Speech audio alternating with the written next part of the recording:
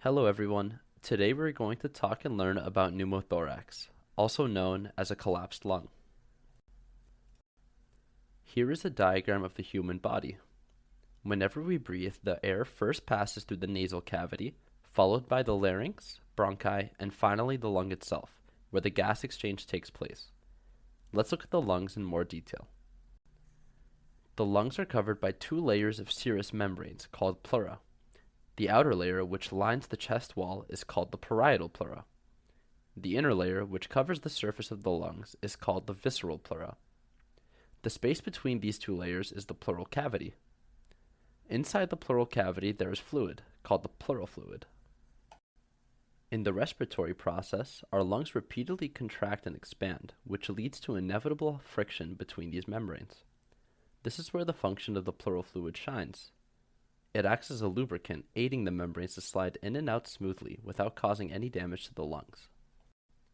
Another key role of the pleura is to maintain the pressure between the lungs and the outside environment. When we inhale, the chest cavity pushes the parietal pleura out, which exerts pressure on the pleural fluid. The pressure on the pleural cavity results in lung expansion. Let's take a look at what will happen if there was a hole in the pleural cavity. Since gases always flow from high pressure to low pressure, the air from the outside, which has a higher pressure than our lung environment, will start to leak into the pleural cavity. The pleural fluid we mentioned earlier will now interact with the air and cause the lung being affected to start to recoil. All of a sudden, the lung collapses, and now the lungs lose their ability to maintain adequate pressure levels. As a result, the lungs cannot expand and eventually lose the function of breathing.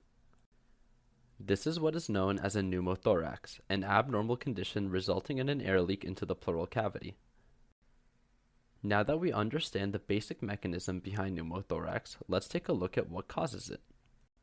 There are 4 subtypes of pneumothorax that are classified based on their causes and severity. The most common type is primary spontaneous pneumothorax. This subtype is also the least severe.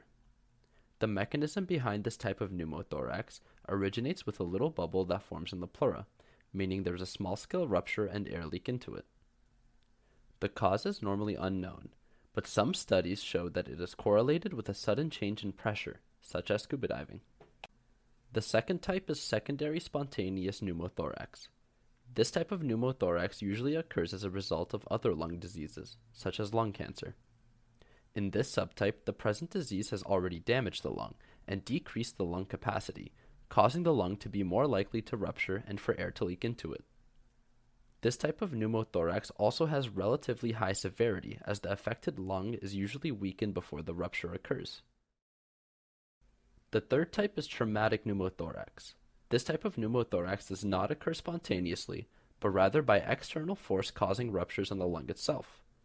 The most common causes are gunshot wounds or car accidents, and usually require surgery as treatment.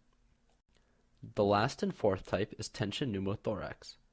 This type of pneumothorax is the most severe one and can be fatal. It is caused when air continuously leaks and traps inside the pleural cavity through an open wound. As the air keeps leaking in, the pressure builds up in the pleural cavity, and eventually the pressure inside the pleura is greater than the outside environment pressure. This excess pressure can impair the heart from pumping and may result in shock in patients. This may sound scary, but another question may come to mind. Is there any way to prevent pneumothorax, and are there risk factors that are possible to avoid? The answer is yes. Let's take a look at some. Generally speaking, age is a risk factor for pneumothorax, occurring more in people between the ages of 20 and 40, especially if they are tall and underweight. Smoking cigarettes can also greatly increase the risk of developing a pneumothorax. Certain types of pneumothorax can have genetic risk factors as well. This can be inherited and passed down through families.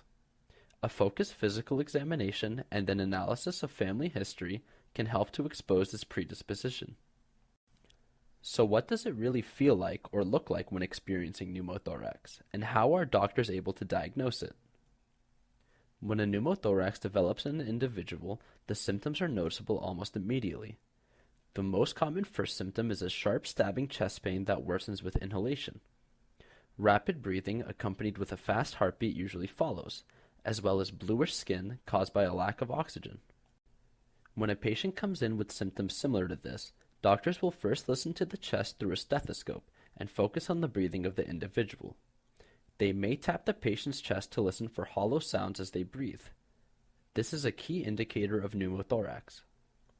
Other indicators include high levels of carbon dioxide and low levels of oxygen in the body. This can be observed by a doctor through an arterial blood gas test. In order for a pneumothorax to be definitively diagnosed, a chest X-ray, ultrasound, or CAT scan will confirm the diagnosis. Last but not least, let's talk about some treatments. If only a small portion of the lung is collapsed, a doctor may simply choose to monitor the patient with a series of chest X-rays until the excess air is naturally reabsorbed by the body and the lungs re-expand. The patient may receive supplemental oxygen therapy to speed air reabsorption and lung expansion. However, this may take several weeks and thus may not always be ideal. On the other hand, if a larger area of lung is collapsed, a needle aspiration or chest tube will likely be utilized to remove the excess air. The idea of both these techniques is the same, to use an external device to somehow relieve built-up pressure in the lung. Needle aspiration is one of the commonly used treatments. A hollow needle with a small flexible tube or catheter is inserted between the ribs into the air-filled space that's pressing on the collapsed lung. The doctor then removes the needle, attaches a syringe to the catheter, and pulls out the excess air. A chest tube is inserted between the ribs near the lungs and helps remove excess air in the pleural space, lowering the air pressure. If the air leak is very big, surgery may be necessary. In most cases, the surgery can be performed through small incisions used to help the surgeon access the air leak. That is the end of our video on pneumothorax, and we hope you enjoyed watching.